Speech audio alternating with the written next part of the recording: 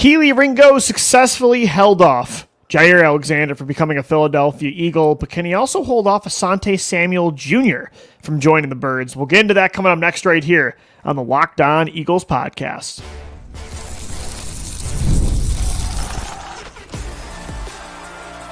You are Locked On Eagles, your daily Philadelphia Eagles podcast, part of the Locked On Podcast Network, your team every day. We thank you so much for making Locked On Eagles your first listen each and every day. Welcome in, Eagles fans, to this Wednesday edition of the show. I'm your host, Louis DiBiase. You can find us Monday through Friday on all podcast platforms and on YouTube as well. Want to get into an interesting bit of news I saw across the NFL today. Former Green Bay Packers cornerback Jaire Alexander signed a one-year deal with the Baltimore Ravens worth just $6 million. Only $4 million is guaranteed. There are playing incentives that can get him up to $6 million in 2025. Why that impacts the Philadelphia Eagles, I think it's a massive, massive win for Kelee Ringo. He was the winner of the day. I think the Eagles not pursuing Alexander in the way I thought they might really shows their confidence in Ringo being the full-time boundary corner opposite Quinyon Mitchell this year. Like, the Eagles really showed their confidence in Kelee by not pursuing Alexander. And you might say, well, they could have been a team that was in on Alexander, and he just chose the Baltimore Ravens. Adam Schefter reported that there were other teams that were interested in Alexander, but he took less money to join Lamar Jackson and the Baltimore Ravens. Lamar is his former teammate at Louisville. But I really don't understand how the Eagles could be involved if he took this kind of contract with Baltimore. Again, one-year deal worth $4 million guaranteed, upwards of $6 million in totals with playing incentives involved. For me, it's like, yeah, the Baltimore Ravens are certainly a Super Bowl contender. They're one of the best teams in the NFL. Lamar Jackson is a two-time, near three-time MVP that he's former teammates with. They have a great elite trio of corners in Baltimore secondary now with Nate Wiggins and Marlon Humphrey. Now you've got Alexander. At safety, you've got Malachi Starks and Kyle Hamilton. It makes sense why he'd want to go to Baltimore, but I don't imagine Eagles were one of those other teams that would have been willing to pay more and Alexander turned them down, because the logic of that for Jaire just makes no sense. Like, why would you turn down a better football team, the reigning Super Bowl champions, who would be willing in this scenario to pay more money and have a clear starting job open for you if they sign you? Like, you're going to be the guy over Ringo.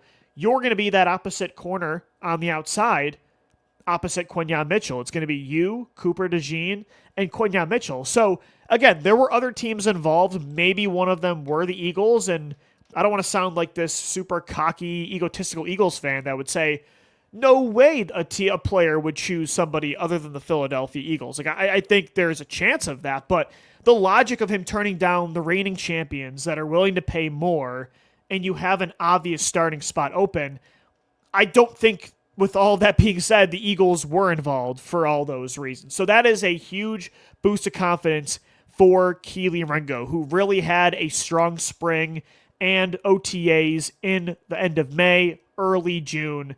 Heading into training camp, like, he's one of the biggest winners so far of this offseason. And there's been times I've wondered, like, does Vic Fangio really like Ringo as much as Howie Roseman has in years past, and maybe still does? He played Isaiah Rodgers over him last year.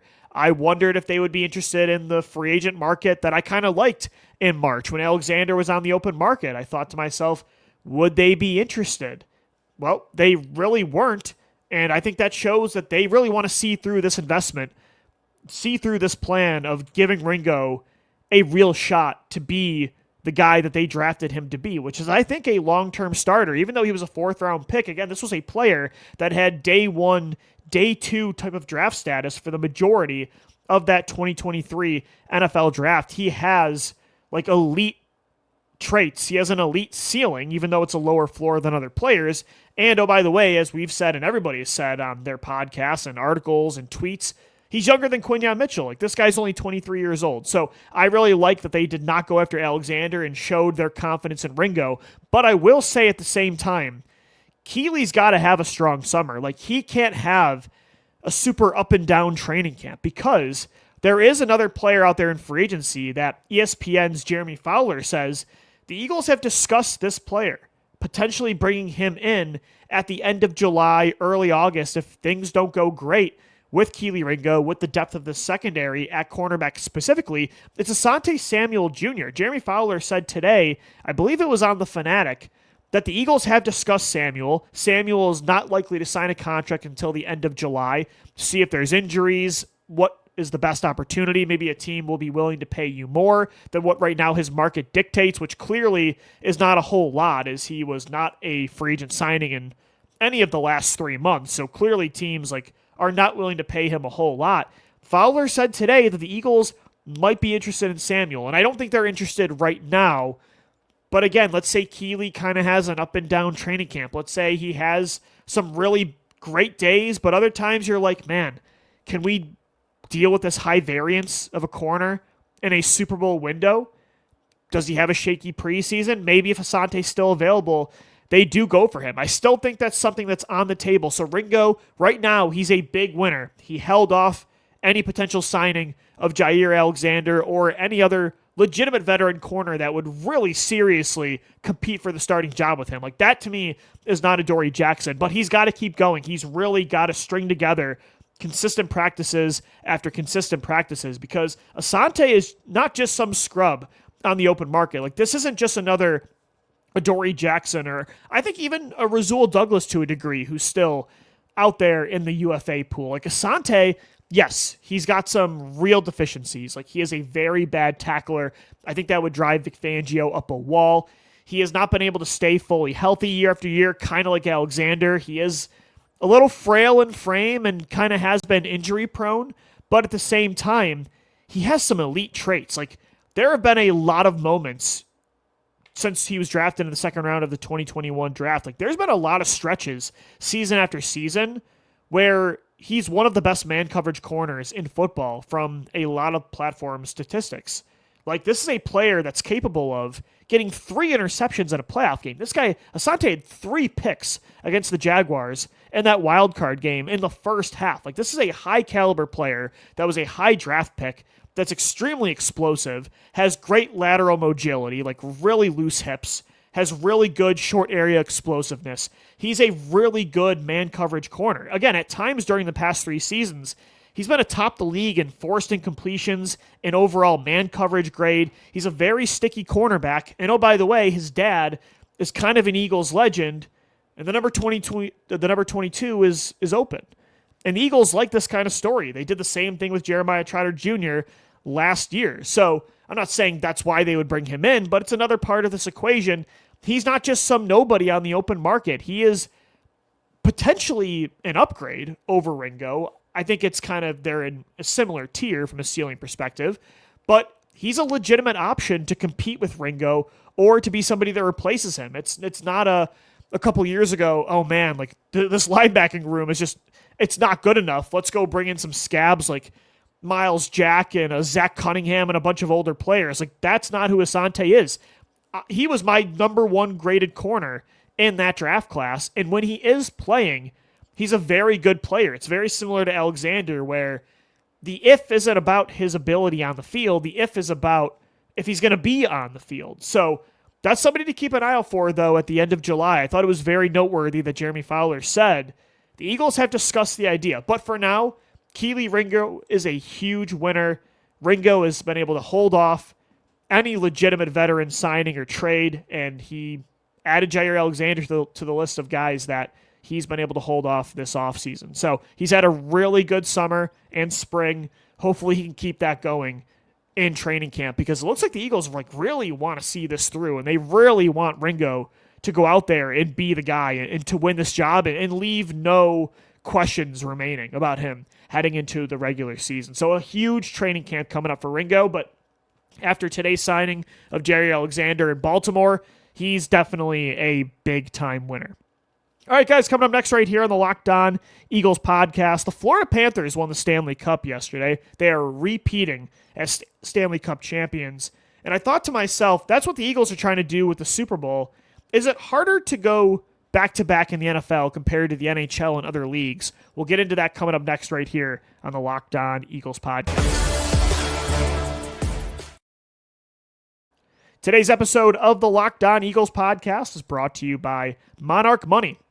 Ever check your bank account and wonder, where did all my money go? Well, between dining out, online shopping, that's a big one for me, entertainment, it's easy to lose track. That's where Monarch Money comes in, your personal CFO, giving you full visibility and control over your finances. Monarch Money isn't just a budgeting app, it's a complete financial command center. You can track all your accounts, investments, and spending in one place. So you stop just managing your money and you start building your wealth. When I started using Monarch, I realized just how much I was spending on shopping online. Like, I have a legitimate habit of going on eBay, typing in vintage Philadelphia Eagles, and buying a hat from 1983 or buying a Eagles watch from 1970. Like, it's a legit habit. I realized just how much I was spending. Now I definitely do budget a lot smarter and I save more through Monarch. Take control of your finances with Monarch Money. Use the code LOCKEDONNFL at monarchmoney.com for 50% off your first year. That's monarchmoney.com, code LOCKEDONNFL for half off your first year. So the Florida Panthers are repeating as Stanley Cup champions in the NHL after taking down the Edmonton Oilers yesterday, which sucks for me. I really want to see Connor McDavid get a ring. Like, after Rory McIlroy won the Masters, McDavid's kind of that next star. Like, an elite generational talent at the top of his league, like the face of a league, the face of his franchise that hasn't won the big one, right? I would think now it's him. Now that Rory got the Grand Slam, because that was one of the big ones, is Rory getting the Masters. Now it's Connor McDavid getting a Stanley Cup. I would say after that, it's like Josh Allen maybe, or Lamar Jackson not having a Super Bowl, right? MVPs that have been atop the league for years now. But even those two guys, like, they're not even 30 yet, so are they still too young to even be in this equation? I digress. The Florida Panthers, though, they won back-to-back champs. It was very similar to what happened with the Eagles and the Chiefs. Like, it was the best player in the world against the best team in the world. Patrick Mahomes was the best player in the world. The Eagles were the best team in the world. The same result happened. And I thought to myself, watching the Panthers do that, I'm like, okay, how do the Eagles do that again? Like, if they play Pat Mahomes again next year, like the Panthers played Connor McDavid again this year, how do they get it done? How difficult is it to do that? Like, is it more difficult in the NFL to repeat as champions than it is in the NHL to do what Florida just did? Normally, you would see most sports fans and analysts agree that series-based sports, 7-game series, are a lot harder to win championships consistently. It's a lot harder to repeat in, especially in the NBA and the NHL and even the MLB to a degree, as they're a series-based playoff format as well. It's a lot harder to win championships, to go back-to-back in those leagues, than it is in the NFL. But I personally am starting to think that the Super Bowl is actually not the Stanley Cup, not the Larry O'Brien trophy, not the World Series. The Super Bowl is the hardest trophy to win back-to-back in team sports, I'll say, because if you add golf to this equation, tennis, that's very difficult as well. But in team sports, I could actually make the argument that the Super Bowl is the hardest to win. And let me make that argument. When you look at the history of the NFL, the NBA, the NHL, and the MLB, the Big Four since 1970, the number of repeat champions, the number of unique champions, it's actually pretty even. So the numbers don't really say there's a clear and obvious difficulty level. There's a clear difference, a variance in how hard it is to win in the NFL versus the NBA or the NHL versus the MLB. So since 1970, there's been 9 repeat champions in the NBA. There has been 8 repeat champions in the NFL and the NHL. So teams that have gone back-to-back. There's been 9 in the NBA since the 70s, 8 in the NFL and the NHL, only 5 repeat champions in the MLB. However, there have been the most unique champions in the MLB with 24 all-time. The NHL has had 19 unique champions. The NFL has also had 19 unique champions, and the NBA actually has the fewest amount of teams that have won a title. Only 14 teams have won a title in NBA history. So for me, I don't think it's as black and white as it's harder in the NFL versus the NBA. I think it's easier for underdogs, like a team like the Los Angeles Chargers this year, or last year's Washington Commanders, or the 2000, I don't know why this is the team I'm thinking of, probably because it's the NFC East, but the 2007 to 2011 New York Giants. I think it's easier for underdogs in the NFL to win championships and to go on runs. But I think it's harder for teams like the Eagles this year, harder for the 2018 Eagles to win back-to-back. It's harder for the favorites to consistently win in the NFL than other leagues. Why? Well, I think it's easier for underdogs in the NFL and harder for favorites because upsets are easier in single elimination formats. Like, you might be the best team in the world. You might be the 18-0 New England Patriots, the 2007 Patriots. It's the most dominant NFL team I've ever seen, but you have one bad day. You have one bad game where your players are banged up, just not feeling it that day. And that's all it takes to slip up, and boom, you don't win a championship, and the rest is history. Like, upsets are so much easier, so much more common in single-game elimination formats. Because in a 7-game series, I think especially in the NBA, odds are the best team is going to win when you have that kind of sample size. The best team is normally going to win those 4 games. I just think upsets are more common in the NFL. There's way less margin for error than there is in other leagues. Like the Eagles-Rams game is a perfect example of this. This wasn't even anything the Eagles did wrong, but the weather that day just so happened to be a blizzard, right? And the Eagles couldn't control that. 9 out of 10 other games in a neutral site where there's no weather, the Eagles probably destroy the Rams like they did in the regular season on Sunday Night Football in LA in their dome.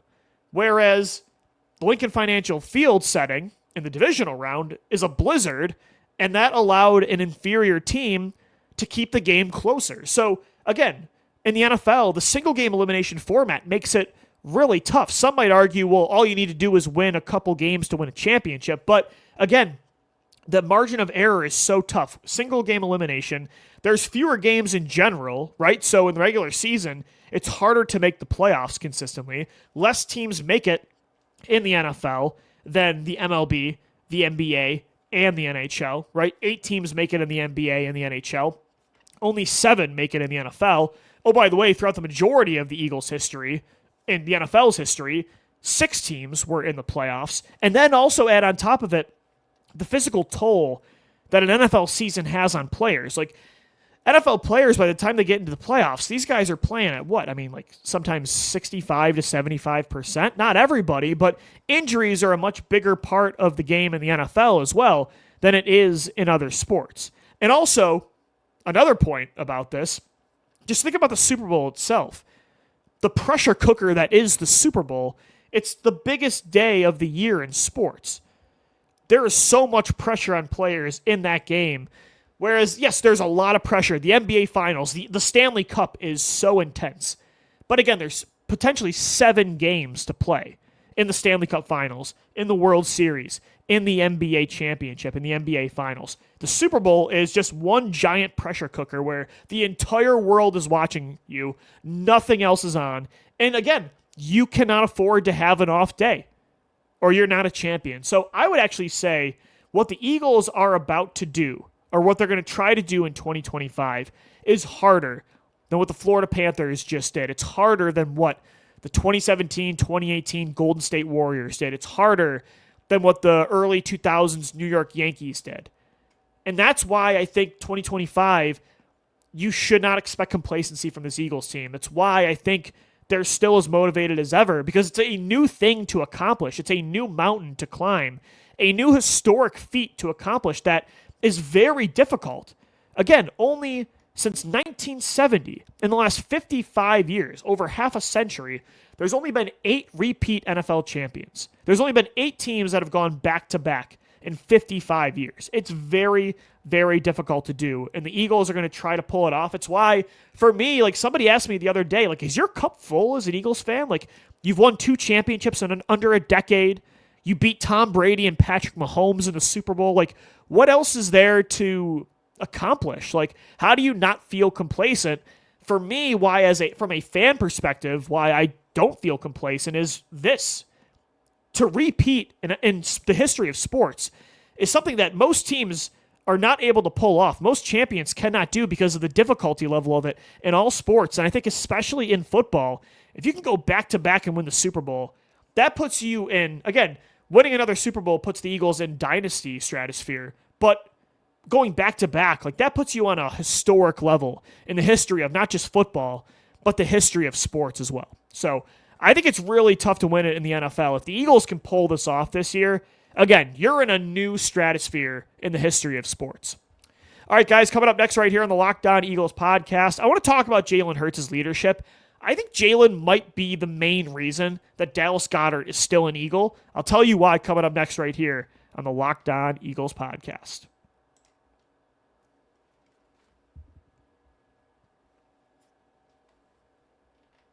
Thanks as always for making Locked On Eagles your first listen each and every day. We are wrapping up this Wednesday edition of the Locked On Eagles podcast. And I was reading an article today on the Inquirer talking about Jalen Hurts' role in getting Dallas Goedert back to the Philadelphia Eagles. Goedert talked about how Jalen Hurts was instrumental in making him feel during those, I think, heated contract talks with the Eagles that I would call it a dispute that they were in for a few months, that Jalen Hurts was the guy still making Goedert feel comfortable, still feel wanted, still feel valued as an important, integral part of this 2025 Eagles team that, again, is going to try to do something that most teams in the history of the NFL and in the history of sports cannot do, and it's repeat as champions. And it got me thinking, it's just more proof of the non-measurable traits of Jalen Hurts that makes him such a special player, a special face of the franchise. This is just another thing that, again, you can't really quantify with stats